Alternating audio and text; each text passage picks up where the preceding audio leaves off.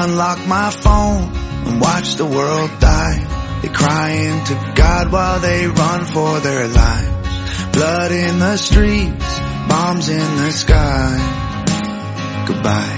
I hope you had dreams come true. I hope they see in their crosshairs what I see in you. And I hope and I pray, that's all I can do.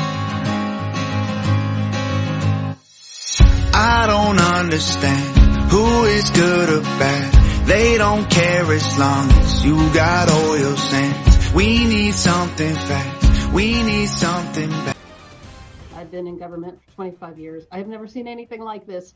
First at 11, this one is tough to believe. An investigation tonight into a possible illegal medical lab.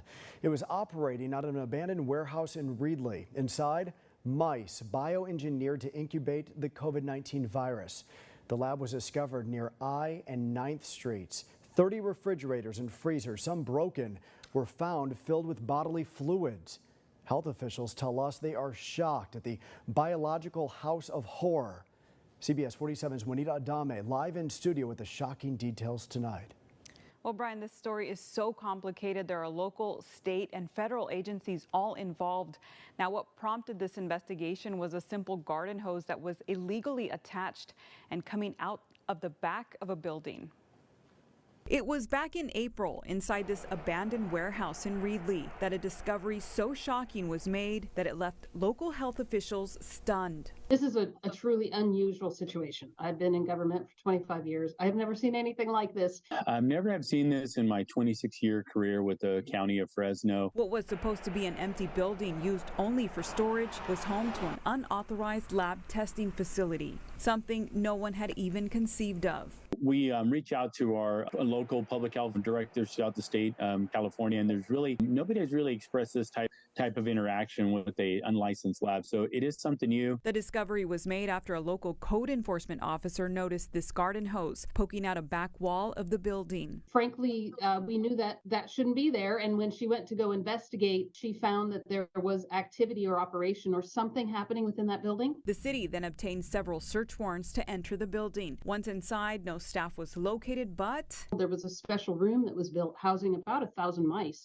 1,000 white lab mice. And the reason the mice were in the lab was jaw-dropping. Through their statements, that they were doing some testing on laboratory mice there that would help them support developing the COVID test kits that they had on site. Documents show the lab was also being used to produce pregnancy tests.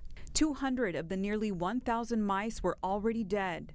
According to court documents, all the rodents were being caged in, quote, inhumane conditions. Also found thousands of vials, many of which contain biohazards, materials including human blood, unidentified tissue, and other unknown substances. A lot of these are being classified under unknown chemicals. Labels had been removed from bottles, so there was only certain testing we could do to those chemicals. According to court documents, experts determined that at least 20 potentially infectious, viral, bacterial, and parasitic agents were being stored inadequately, including E. coli, malaria, and even COVID. The city of Reedley immediately called in the CDC, the FBI, the California Department of Public Health, and the Fresno County Department of Public Health.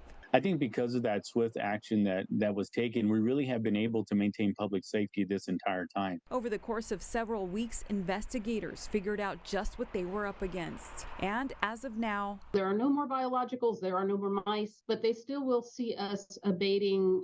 There's 30 freezers and fridges, there's medical equipment, there's all sorts of furniture in there. And so they'll still see some activity. Nothing hazardous at this point. Prado said the owners operated under the name Prestige Biotech, and so far they aren't saying much. Some of our other federal and state partners still have active investigations going, so I really can speak more to the building side of it. Now again, Reedley city officials emphasized that the lab had no city approval to operate and was supposed to be vacant. Investigators are working to figure out what to do next. Live here in the studio. Greetings. I come to you all this evening wearing a heavy heart. The world is angry. Chaos has reached even the furthest, most shadowed out corners of the globe. We have never been so close to nuclear annihilation as are right now. The time has come for.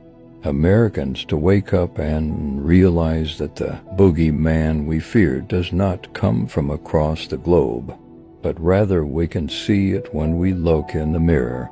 The United States paints itself as being a knight in shining armor that will storm the gates of hell in order to defeat evil and spread good amongst the planet. It's simply not true. Ukraine has over 400,000 dead troops right now.